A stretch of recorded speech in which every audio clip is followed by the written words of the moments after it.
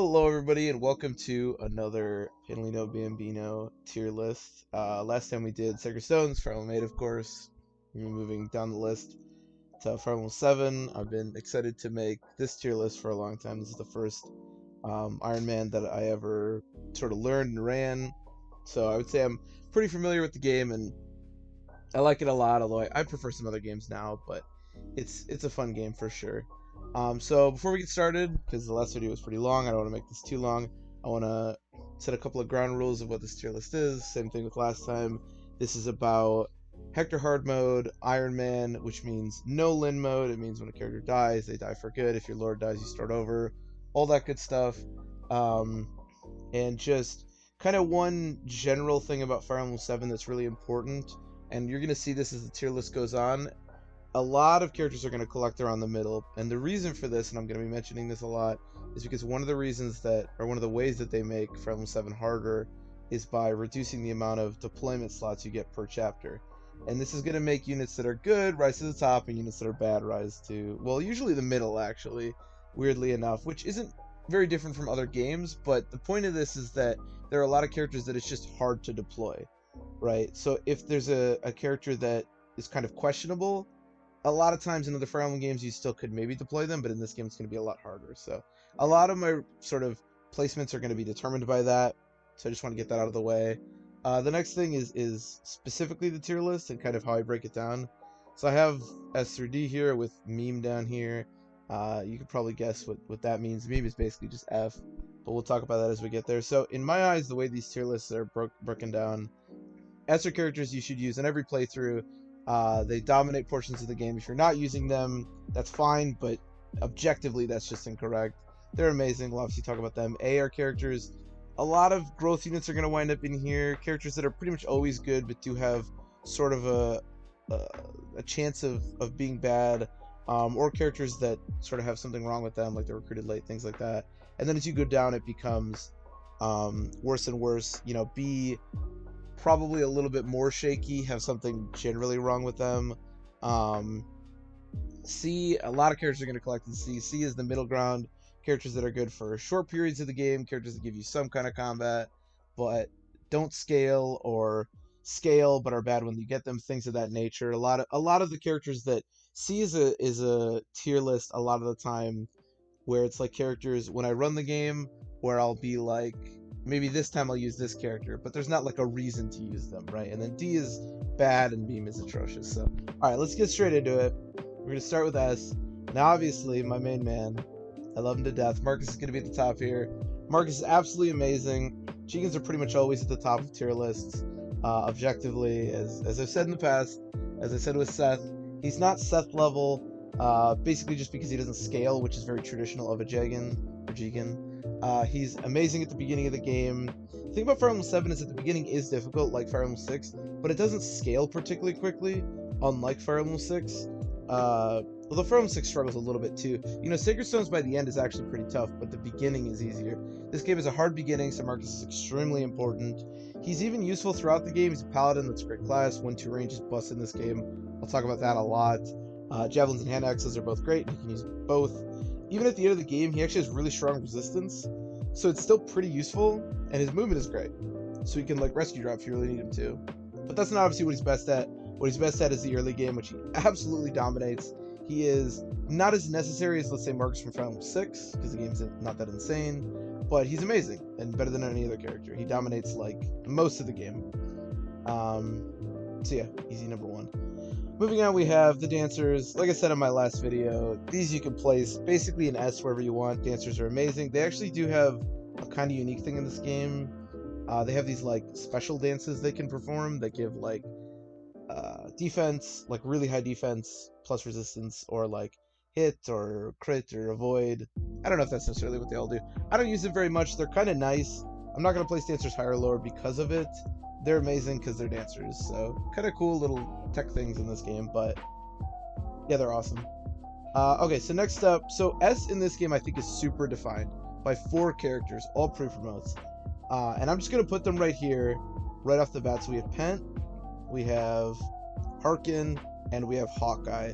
For me, for my money, if I could find Hawkeye, these 4 characters are essentially all you need to complete this game. Marcus is amazing for like the first half of it. Pent is amazing for when you get him. Hawkeye does fall off a bit at the end, but is insane for the middle portion of the game. And then Harkin will dominate the end game if you need him to. Now, it doesn't say that doesn't mean that you can't use other characters, but no characters in the game in my eyes are like these. So we'll start with Pet. Pet is a sage that you get with amazing stats. You literally watch him basically solo a chapter a few chapters prior to getting him, which should indicate just how good he is.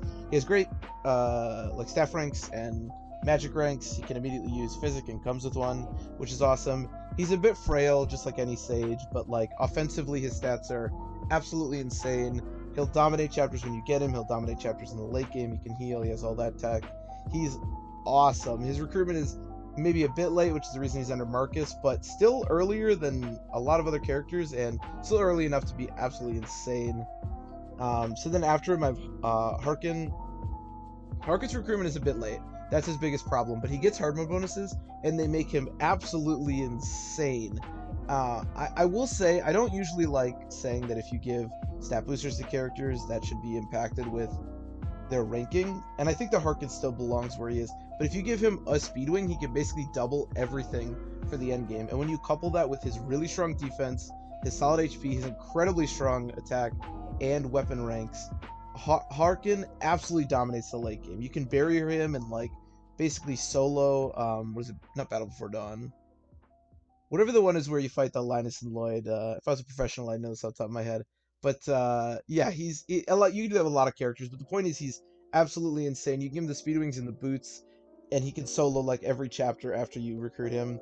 Again, the recruitment is a bit late, but at that stage of the game, a lot of times you'll find if you play a lot of Fire Emblem 7 that your team is fairly weak, because you can't deploy a lot of units, and there's just not a lot of room to grow. And so having a character with really high stats like Harkin, especially with Fire Emblem 7's endgame not being that insane, is so strong. He's so ridiculous. Trust me, he's amazing. And then finally I have Hawkeye. Hawkeye's the only one of these that, like, I guess Marcus falls off too. Hawkeye is absolutely awesome. You get him the earliest of any of these except for Marcus. He has like base 50 health, like base like 15 or something defense, and like 10 resistance. And that resistance is really important. I mean, 10 resistance with 50 health is insane. He hits like an absolute truck. He has the Berserker crit, and you don't have the hit problem you have in Fire Emblem 6. The only problem with Hawkeye is that his speed is pretty low. I think it's like base 10 or 11, something like that. So he won't really double that much when you get him, and he won't really ever double throughout the rest of the game.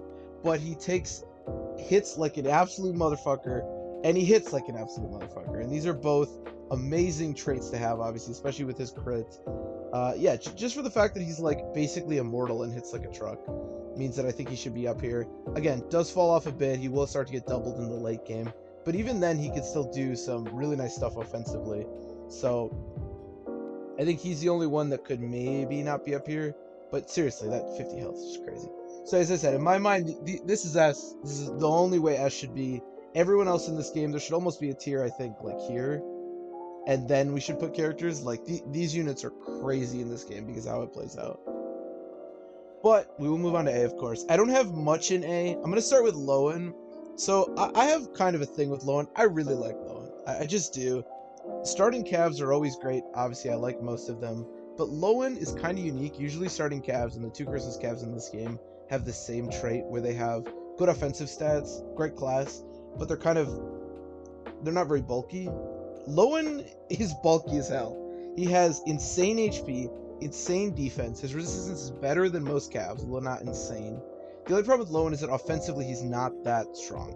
But he's an amazing class, and as I said, Fire Emblem 7 doesn't ramp up that fast, and so he'll still be fine offensively for most of the game. And this dude doesn't die. I mean, Lowen just won't die. He just has too much HP and defense to ever die, and unlike most knights, he can keep up with your team. Also, early Fire Emblem 7, mobility isn't that important, which might actually feel like a dig on Lowen, because that's a big part of why he's so strong. But having a bulky unit like Lowen is really, really nice to have access to, trust me. So Lowen, I think, is amazing. He's at the top of A. I use him on every single playthrough, unless I'm trying to meme or something. And yeah, again, in a game where deployment slots are so few and far between, a cav that you get immediately and will immediately be impactful and will remain impactful for basically the whole game is great. And the fact that he's like immortal is just great.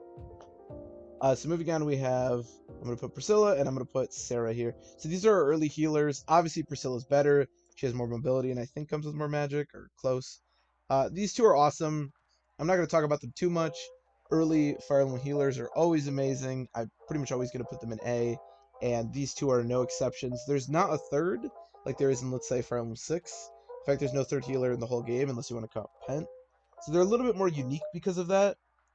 And I really don't like actually a lot of the magic users in this game, so I guess maybe they're a little bit better. But no, there's not much to talk about with them. They're great. They're just really nice to have access to. Then we're gonna put Osman. So this is really weird, right? Because normally I shit on knights. I hate knights. Basically every other knight, Gilliam, the 3 knights from FE6, I hate them. They're all in my low tier. But Osman is an absolute beast, and there's 2 reasons he's here. Number 1 is, again, early Fire Emblem 7 and kind of most of the game, mobility is not that crucial. There are some chapters where it is, and Lowen struggles, as he always will, but there's a lot more like defense and defending chapters and stuff like that, and so Lowen actually, or sorry, Osman, Lowen as well, but Osman actually really shines. Also, the second reason, he's just a fucking beast, dude. Like, he's just so strong. He comes as like a level 9 knight or something. He has like over 30 health, really good defense, hits like a truck. Yes, he doesn't double and he never will, but he pretty much 2-shots everyone, just not 1-rounds them. And his resistance is actually not that bad. He's such a truck. You can dump him after a while, but you'll always use him. You can promote him to a general, and he's awesome. Again, that mobility is a little bit unfortunate. The only reason that Lowen, honestly, if I keep saying Lowen, sorry, Osman would be up here if he's a better class. He just would be. Like, he's so strong. He's basically a pre-promote. But unfortunately, he's not, so I do put him under these characters. But seriously, I'm as surprised as anybody, but the more that I play the Fire Emblem 7, the more that I realize that this character is just a fucking beast. He just is. He's so strong. And he's useful for the hardest part of the game, which is the early game. So, yeah, I don't see any reason to put him any lower. I love him. This is my whole A tier. Again, this is going to look kind of sketchy because it's just not very fleshed out. There's not very many characters here.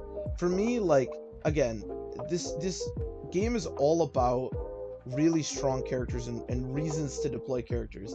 And these are the only characters I would say, especially in the early game, that I deploy no matter what on basically every single chapter. So going in on to B, I have, to start with, if I can find them, the Christmas Cavaliers. So I don't like the Christmas Cavaliers very much. As I said, very important, very important. We don't play Lin mode, so a lot of characters are going to be affected by that. And Kent Insane are one of them. Obviously, if you play Lin mode and they come level 10 or whatever, they're insane. My problem with these 2 characters, because on the face of it, they're really, really good. They're like Lance and Allen from Fire Emblem 6 or whoever, but they have the same problem that Kyle and Ford have. Their stats are great, but they're just recruited kind of late. And in a game, again, where you struggle with deployment slots, trying to deploy both of them is really difficult, so you're probably only going to be able to deploy one, and they're just kind of weak right out the gate. It's actually kind of difficult to train them, and again, because I like Lowen and Osman as much as I do, a lot of times they're given my early Knights crest, and so they just sort of fall behind. Now, if you want to commit to one of them, maybe they're a little bit stronger, but I still couldn't see putting them in A. They're just kind of recruited late for what they are. As far as them individually, I talked about this with Kyle and Ford. I like characters. I like the sane breed of Christmas Cavaliers a little bit better. I like the higher strength, a little bit lower speed, but that's okay. They're both amazing characters. If you train them, they're both awesome, obviously, but I just don't see them as being better than anyone here, because it is kind of a pain to train them, even though the rewards are awesome, whereas it's not a pain to use any of these characters. So I have them at the top of B. Then I have Hector. I really like Hector in this game. I almost want to put him in A. The only reason I don't have him in A is because, unlike Osman, which they're very comparable characters, Osman you can actually go all the way with. You can promote him to a general and he'll be awesome throughout the whole game.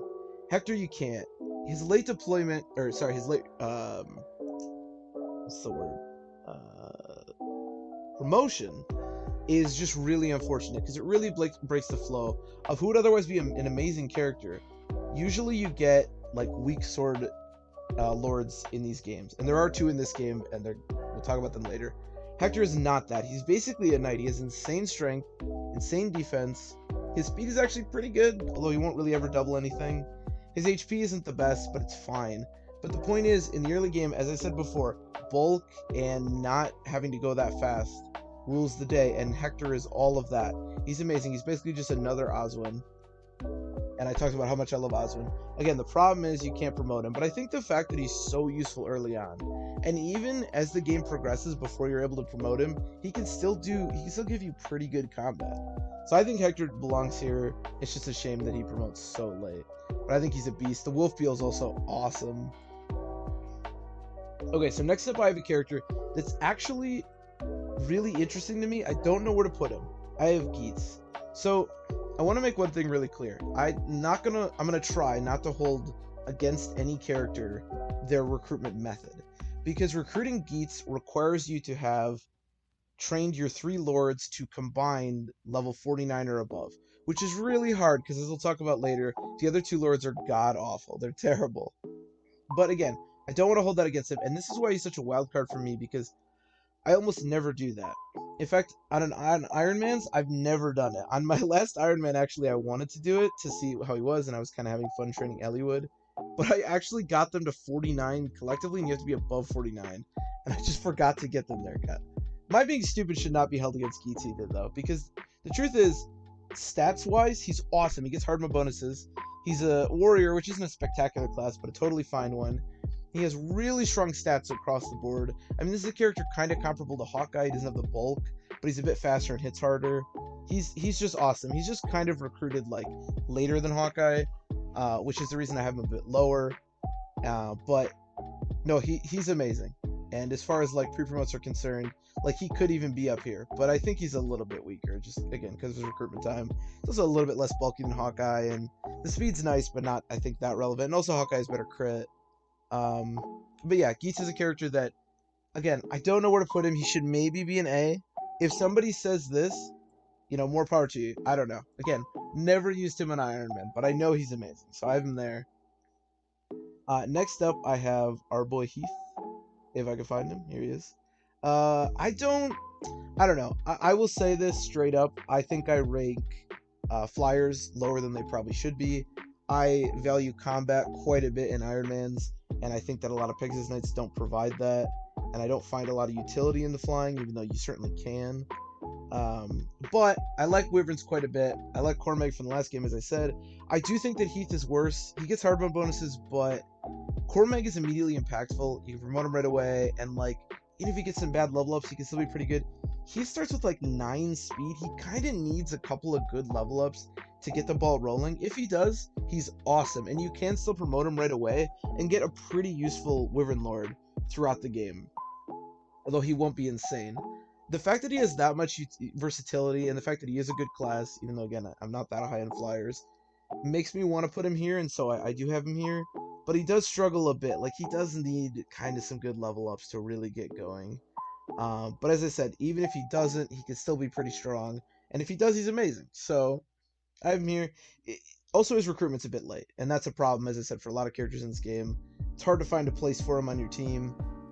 So yeah, I have him in B. I think he's a solid unit. Next up, I have the big version of him, who I accidentally just put in front of him, Veda. I like her quite a bit. I think she's really strong. Again, a great class. She gets hardman bonuses. She has amazing stats, actually. I mean, her speed isn't very good, but she hits like a truck. She can take hits, has great HP. Veda's got a ton going for her. The only problem with her, of course, is her recruitment time, which is extremely late. I still put her in B, maybe in C, just because, again, she's not going to give you that much combat, but her combat is so good. And again, late game Fire Emblem 7 can kind of hit you like a ton of bricks. Like, you have these guys, but other than them, a lot of the units you've been training might kind of fall off, and so Veda can be really useful in that. Again, because of her incredibly late recruitment time, I could see her being somewhere else, but she's just so good for when you get her, and she can be really, really nice. Okay, so next up, I'm going to shove these all up here right now, because they're all kind of comparable to me, and I don't know where to put them. Normally, in Fire Emblem games, I love early offensive magic users. I absolutely love Lute from Fire Emblem 6, and we'll talk about him when I do that tier list. And I love Lute and Archer from Sacred Stones, obviously. In this game, however, I find myself rarely training even 2 of these, and sometimes not even 1. On my last playthrough, I didn't train any of them. I think I trained Kanasa and he died. I don't quite remember. But either way, Urk's another character that kind of struggles from the fact that you don't do Lin mode. He just kind of comes as a low level. It's sort of hard to train him. One of the things that's important to remember too about Fire Emblem 7 is it's a very accelerated game. You don't have quite as much time. You don't go to like the Western Isles in Fire Emblem 6, right, where you have this time to kind of grind up characters. You don't really have that. And so I tend to struggle to train Urk.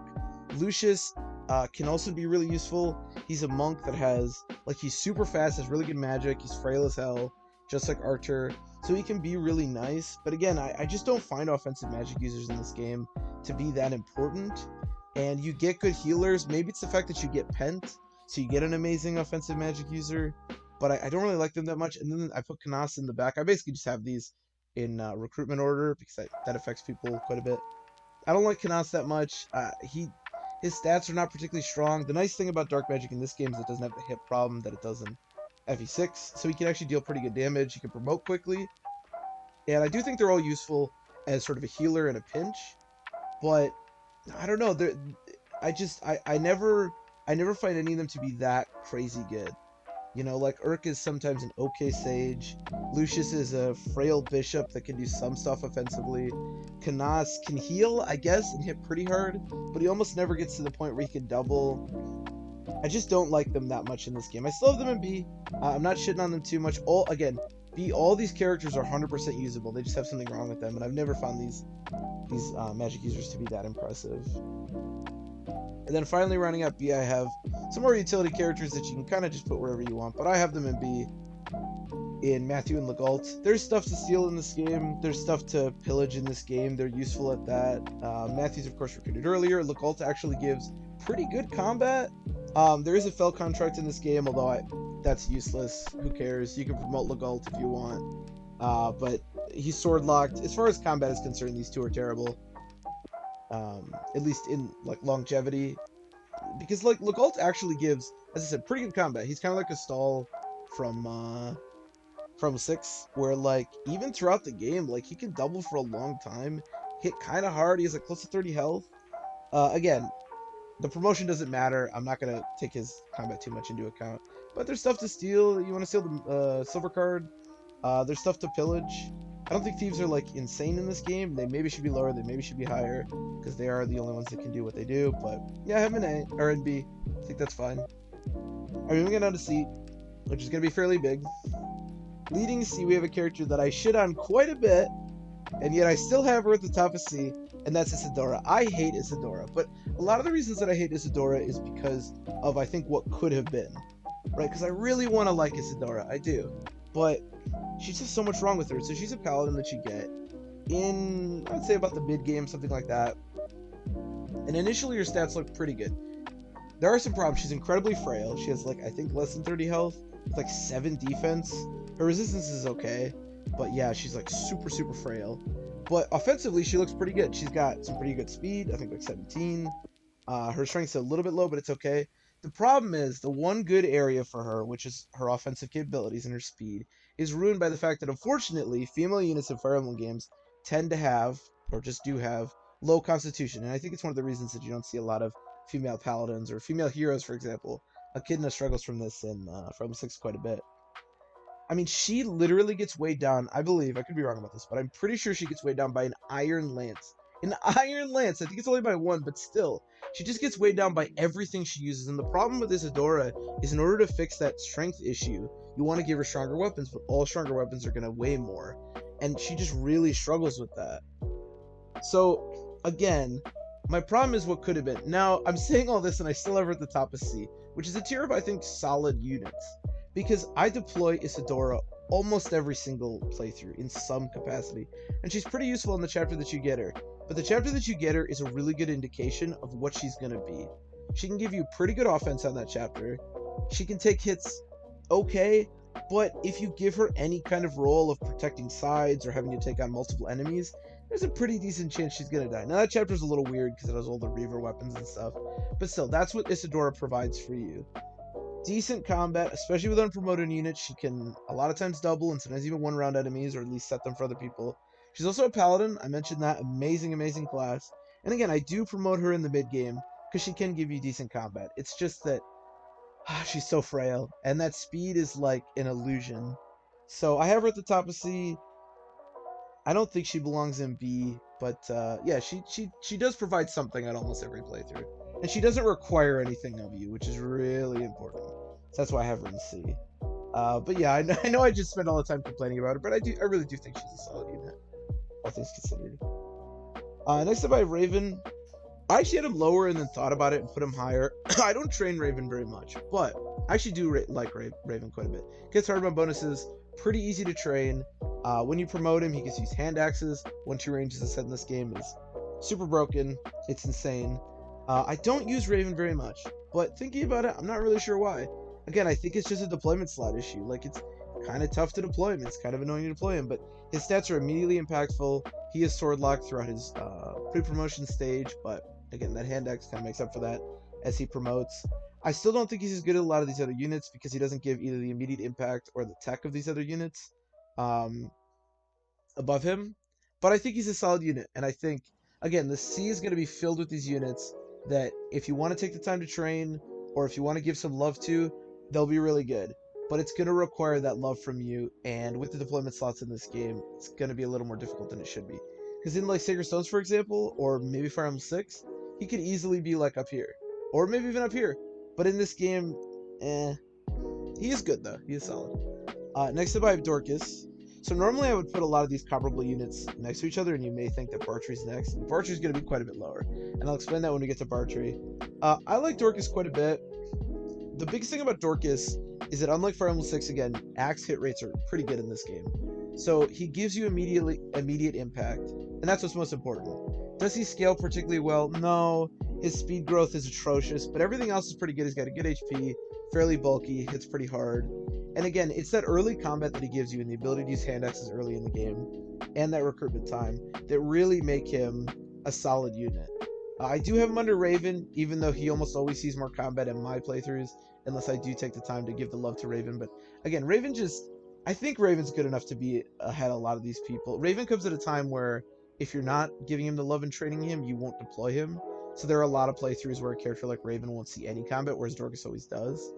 But you can train Dorcas too, and he'll be solid.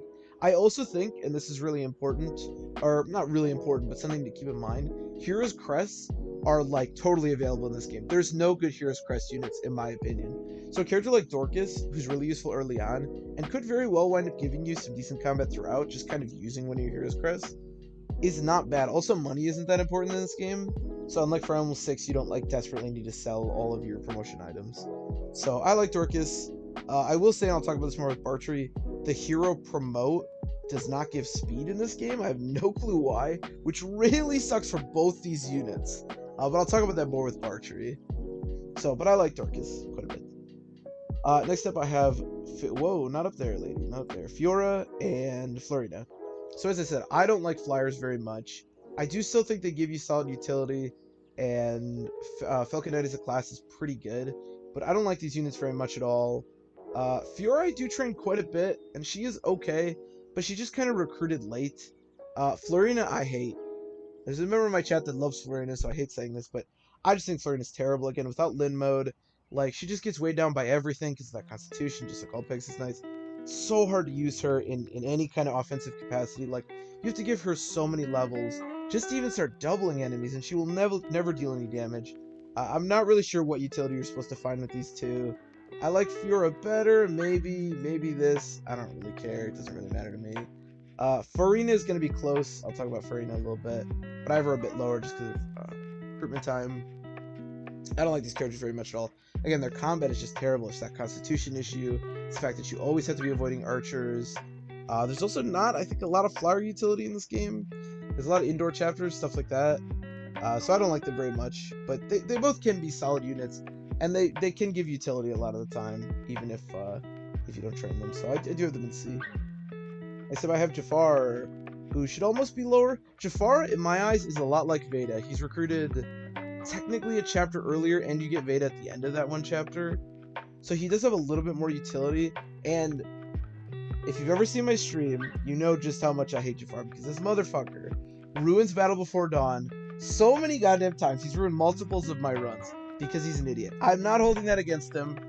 The problem with Jafar is that he's got a terrible recruitment time, he's not a particularly strong class, and that class is sword locked. And all those things are bad. As far as actual stats are concerned, he's not bad. His HP is not very good. His defense and resistance are okay. He doesn't take hits well, but he's also not really going to be on the front lines. But he does have speed, really good strength, and the ability to use that killing edge he comes with. So if you want him to kill like one thing, he probably can, which is nice utility to have. I still think Veda is much better, just because of her class. And she's a bit bulkier, which I like. But Jafar can give you some decent utility late in the game. It's just that recruitment time and being sword locked that makes him not spectacular. So I have him in the middle of C. Some slight combat, but not much to talk about. Next up, I have Darp. Dart's an interesting character.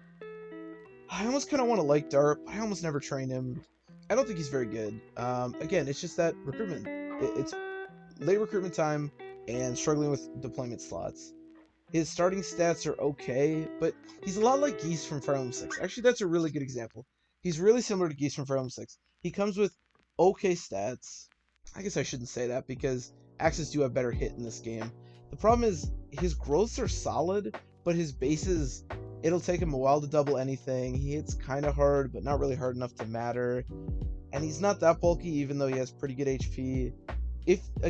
If you give him some love, and this is really important for basically every character in this tier list, if you give him love, if you set a bunch of kills for him, if you promote him at level 20 as quickly as you can, he will probably be a solid unit. But it's really difficult to do that. It's going to take a lot of time from yourself to do that.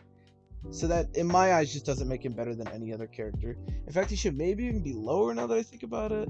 But the one thing that I do really like about Darp, other than just having a good promotion, Berserker's a nice class, is that the chapter you get him on and the next couple of chapters, if you want him for just some combat, he can actually provide that okay. It's just that I don't deploy him very much. So next up I have Farina, as I said before. So Farina is the last Pegasus Knight that you get. Farina has a few things going for her.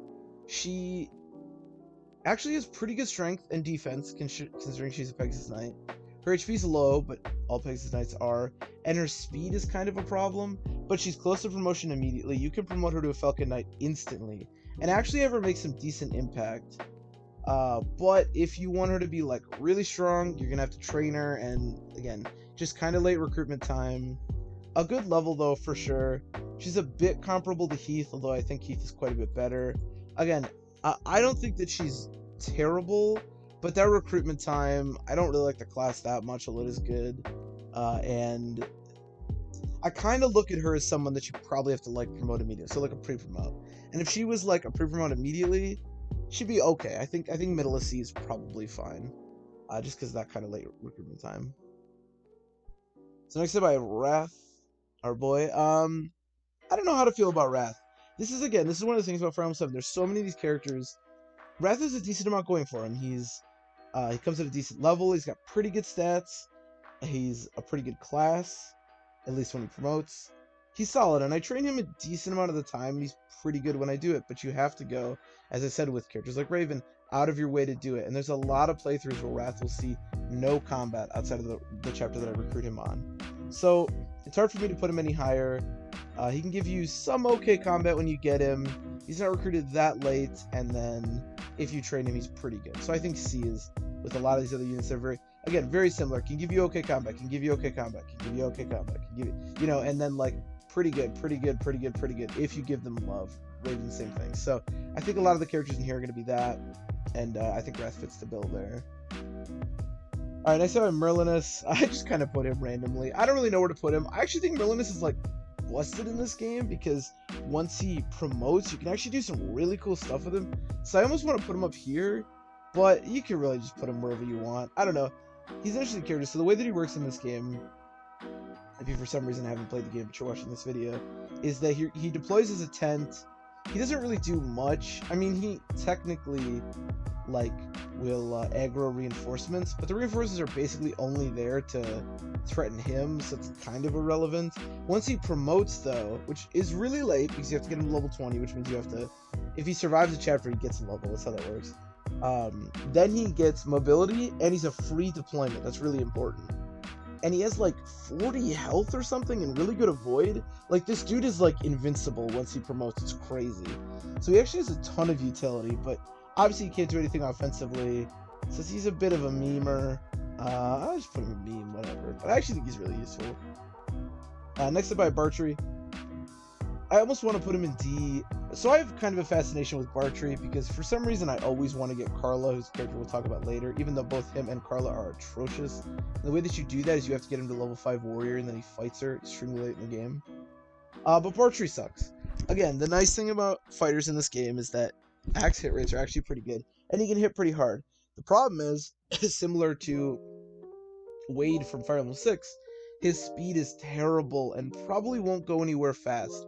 So he'll get doubled very quickly, and that really won't stop. He has base 3 speed, which is just so bad. I remember when I was younger, he actually has a 40% speed growth. And this is a really good example of why growths are not that important to look to. 40% for speed is really, really good. 40% in any stat is really solid. But the problem is, so Dorcas has 20% speed growth, and he starts with 7 speed. By the time they're promoting, he's going to have caught up the 4 speed. They will have the same amount of speed, but Dorcas will have more speed throughout pretty much the entire pre-promote process. So, I don't know. I guess I'm just talking about stupid younger me, but yeah, don't let his 40% speed growth fool you. He's absolutely god-awful. And as I said with Dorcas, for some reason warriors or fighters don't get speed when they promote. So these two really struggle because they're both going to be sitting at around 10 speed and it's not going to go up. So, yeah, I don't like Bartrey very much, but he can give you that early combat, so I think he still belongs in C. And he recruits the best character in the game, Carla, of course, which we'll talk about later. Next up I have Renault. This character is so bizarre to me. I don't know what the point of this character is. He's this, like, bishop that's recruited so ridiculously late in the game. Like, on the second to last chapter, he's recruited, like, 60% of the way through it. Like, what? He's really good. Like, he has great staff rank. He's fast. He's fairly bulky for a bishop. His magic is, like, 12, which is really weak. But he can immediately use stuff like Physic and Fortify. So he's good. And I guess if you really need somebody for the last chapter, I mean, Athos provides that. He's okay. I have him in C because he can provide something. And he's pretty nice for that half of a chapter. But honestly, now that I'm thinking about it, I kind of want to put him in D. He just doesn't do anything. Like, you just don't get him for any amount of time. I don't know. Put him where you like. I couldn't see him being higher than C, to be honest. In fact, the last character I have in C should probably be higher than him, even if I keep him in C, but I'm putting him in D. So, rounding out C, and who I think will stay in C, although now that I think about it, I kind of want to put him in D too, but I won't. Because I actually think he's pretty good, is Guy, or Guy, or however you pronounce it. So, it's funny, Guy is very similar to Joshua from Sacred Stones. Very comparable to Rucker, who's obviously an amazing character. The problem is, being sword-locked in this game is really, really problematic. He doesn't have the movement of the paladins either, and again, deployment slots are just really hard to come by. So it's really hard to use Guy. I remember using him on a playthrough, and he was pretty solid for a while, and then eventually his damage to wyverns was just really low, and that's a lot of what you were fighting. He didn't have 1-2 range. Like, it's just, he really starts to struggle. But the reason that I sub him in C, and actually now that I think about it, he should 100% be higher than Bartrey. I don't know why I had him that low. In fact, now that I think about it, I almost want to put him over here. Well, hey, this is apparently live because I'm changing my mind on the fly. Yeah, now that I think about it, I actually like him a bit. Because the thing is, like Rucker, he comes with pretty good bases, and Joshua, and that killing edge that he can use immediately. So he actually gives you pretty solid combat for a decent amount of time. I mean, you'll basically stop deploying him the second that you get the ability to deploy units. But he's recruited before that, and he's actually pretty useful on those chapters. Yeah, I actually almost want to put him, like, here, because he does a very similar thing to Dorcas, if I'm being honest. Alright, well, I've changed my mind. I'm putting Guy there. on my reference sheet that's to my right, I have him underneath Renault in C. But, no, actually, now that I think about it, he does provide you with pretty good combat. And like a lot of these other characters, the problem with him is that if you give him the love that a lot of these other characters get, he's not really going to go anywhere because Swordmaster sucks so much. But he's not the worst, and he's got pretty good combat, so okay, I'm okay with him being here. Who knows? Alright, so now in D, as I said, I put Renault here, already talks about him. Next time I'm going to have corel. So again, I'm not gonna take into account recruitment, because corel should be as low as you can possibly get, because you have to recruit him over Harkins, and Harkins is, as I said, one of the best characters in the game. But taken on his own, if you recruit corel, he's not very good. I just talked about all the problems with Guy, and corel is basically just a stronger version, but recruited way, way later. He's sword locked. His stats are not very good. He doesn't get hardball bonuses like Harkin. He just really doesn't have anything going for him. He can't hit very hard. He can double a pretty decent amount of stuff, and he has that Swordmaster crit. So I have him in D still because he can give you some combat, but again, we're at a point in the game, unlike characters like Bartrey and Dorcas, where getting random combat isn't that useful, even though he can provide that. So I have him down in D, but he can provide some combat, but he's not particularly good. And then next up I have Louise, or Lewis, or no, that's a boy's name, Louise. I don't know, whatever her name is. So this is another character that I have in kind of a weird spot. I'm not really sure where you want to put her. So here's the thing. Louise is married to Penn. So they have a support, which is actually quite nice. Problem is, if one of them dies, the other one leaves. Now, again, I don't like to hold against characters things like recruitment circumstances, or, and this is kind of a unique case, something like this. But I kind of am with Louise. I almost never deploy Louise because she's really frail, and if she dies again, you lose Penn. And I don't want to lose Penn. And she's not that useful. But as far as a character, if I take that, like, away from her, maybe she belongs a little higher. She has a decent little pile of stats, so she's not recruited that late. So I guess we'll talk about her. She's a sniper. She's got pretty good speed. Obviously, sniper's a terrible class, but she comes with like a silver bow, which means she can immediately use silver bows, which is nice. She's a very like typical sniper, pretty good speed, but really frail and just okay attack. Now you also might want to factor in the fact that she has that support, but I don't really like to do that either. You can put Louise higher if you want. I'd be okay with Louise being somewhere in C, but I have her down here. I want to put her even lower because, again, I never deploy her. Never go near this woman. I don't want to lose Penn. That's my boy. But yeah, I'm okay with her being in D. Again, even if that wasn't a thing, I think she might be at the top of D. But snipers just aren't that good. And again, like, you have so many of these like mid-game pile of stats characters that you're going to be getting. I guess she is recruited before Harkins, she have Hawkeye. I'm okay where she is in the current standings. Next up we have Wallace. Again, I'm not holding it against anybody because obviously Wallace over Geets. But Wallace is okay. He's a general. I mean, you could see how Wallace is going to act on that chapter, right? He kind of holds his own, but doesn't really look that great. He can immediately use his Silver Lance, which is nice. Has 1-2 range. Obviously, general movement is atrocious. He's a terrible class. But he has pretty good bulk. He hits fairly hard. You don't have to deal with, like, hit rates in this game as much as, like, FE6. Again, I have him in D, so he's not very good. But he is one of those units that if you do have space in your army, because it is hard to deploy a lot of units. This is another thing, actually, that's really important. I mentioned deployment slots, and I stand by that. But one of the things that also leads to is because it fluctuates so much, it makes it much easier to find use in strong base units, but harder to train units. So like if every other chapter you're able to deploy like 8 units, 7 units, 10 units, 5 units, it's going to be really hard to consistently train multiples of these C tier units. But a character like Wallace or Louise will likely find their way into your army at one point or another. And so that's another really important thing to remember in this game and why a lot of these growth units are as low as they are. So you might think that Wallace should even be higher, but his recruitment time's a bit later than a lot of these other characters, and his combat's not that crazy good. So I have him down in D. I think that's fine. But again, this is one of the reasons that there are so many like of these growth units that are lower than they may be otherwise.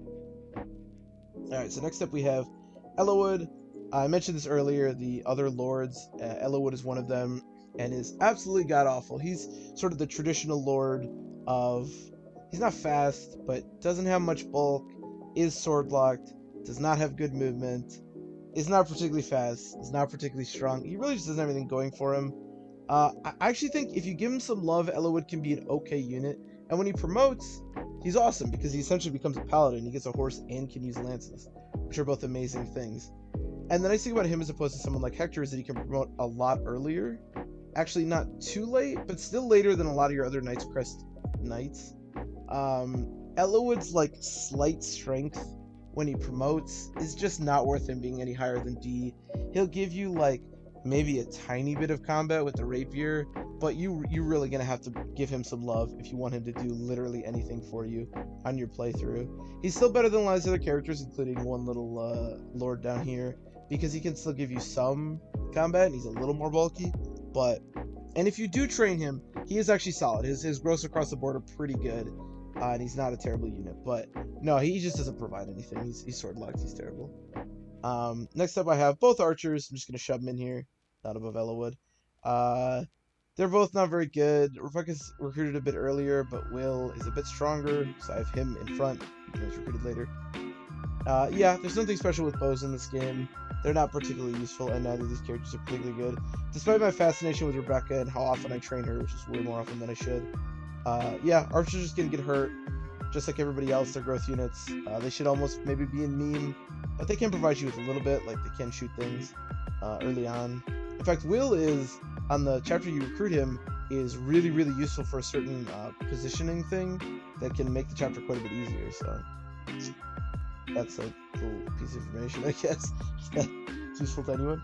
Okay, now we're going to be moving down into meme, because as you can tell, all the characters we have remaining are memes. Except this character. Athos doesn't really matter. I guess if I'm actually rating Renault, I should probably rate... You know what? Fuck you, get down here. I don't know, I keep moving him. Athos can be... Why did I... Okay, hold on a minute. Where was Guy? I think here, I'm pretty sure. Athos can be here, Athos can be here, Athos can be wherever you want. Athos is amazing, and almost as important as Marcus to the actual playthrough, because he's basically the only way that I'm ever able to kill the final boss of the game, the dragon. So maybe he should be higher, but I don't know where you want to put him. So the way Athos works is, you can only use him for the last chapter of the game, that's when he's recruited, but he has insane stats. He can use like all the S-rank magic, he comes with super strong magic, he can use all the stabs you want. He has insane magic, he hits like a truck. I have him in meme, you can put him wherever you want. If I'm actually rating him, I'd maybe put him in B. I don't know. I'm not really sure. It's really hard to rate this character, this sort of Goda character. He's, as far as Godas go, he's really strong. I mean, he's, like I said, the only way that I'm able to kill the final boss in basically every playthrough. So maybe that should make him up here. I don't know. I'm okay with shoving him in S. Fuck it. Who cares? These characters are all memes, though. So Lynn, I guess I have better than Carla and Nino. Lynn is terrible.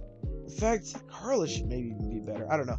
You can almost do nothing with Lynn. If I ever do try to go to the Geats part of Four Fang Defense, she's always the character that I don't train. She's recruited later than the other lords, around the same time as Kent and Sane, so she's recruited kind of late. She's immediately got okay speed, but she doesn't double everyone. Her speed will grow. I mean, that's pretty clear, but that's all she has. She's very similar to Erica in Sacred Stones, and Erica's terrible in Sacred Stones. You don't even have to deploy her, which is nice. She's got awful HP, pretty bad strength, awful defense. She's got nothing going for her, and she doesn't even promote into something cool like Ellawood. She gets to use bows, like, that's cool. She's got cool animation, you know, and for some reason she's like everybody's favorite character. But as far as like objectively good or useful in the game, she is god awful. So I have her down here. Still better than these characters. She comes with her like unique rapier type weapon and can give you some combat. Like especially against archers, she doubles right away. She can do some stuff. But she's so frail. Just so frail. So I have her down to meme. Then I have Carla. So Carla and Nino are interesting because I've gone back and forth in these two in my mind, and my conclusion is that it doesn't matter and they're both god-awful, but if you actually want to talk about it, they're actually kind of interesting. So they're both terrible. Nino comes as a like level 7 mage really late in the game, really has nothing going for her. Like her growths are fine, I guess, but that doesn't matter at all. She's just terrible. And Carla is recruited on like the second to last chapter, technically the third because battle preps, but the second to last chapter of the game. And her stats are very comparable to Corel's, and I talked about how bad he was, and he's recruited quite a bit earlier. But here's the thing. Carla gives you actually some immediate combat. Like, she does have enough speed to double. She can immediately use silver swords. She can do okay damage to certain enemies, which at that stage in the game is something. Nino, on the other hand, provides almost nothing, except for you can early promote her and actually get some staff utility. So there is actually some argument, I think, for both of these to be like next to each other. Certainly not better than anyone else. They are both just awful. Nearly useless characters. As much as I like both of them for some reason. But yeah, I don't know. Take your pick. I think this is where I've landed because again, Carla requires nothing of you and can do something, whereas Nina requires a couple levels and a guiding ring to be able to do anything. So that's where I'm at. So that's my tier list. Hopefully this video wasn't too long. I was trying to make it shorter, and yet I think it wound up being really long. But as always, it was super fun to make. If you have any criticisms, any questions, any comments, absolutely comment. I will definitely respond. I love talking about this stuff. And again, I've played a bunch of Fire Emblem 7 Ironmans at this point, but I'm no expert. I don't use all the characters. I have my own little biases. But this is where I've landed after all I've done. So yeah, next up, I think, as I said, we'll do Fire Emblem 6. Probably my favorite game to run of the GBA games, of any game actually. I like the game quite a bit. So that'll be the next video, hopefully. And yeah, thanks everybody for watching, if you stuck around this long. And I'll see you in the next one.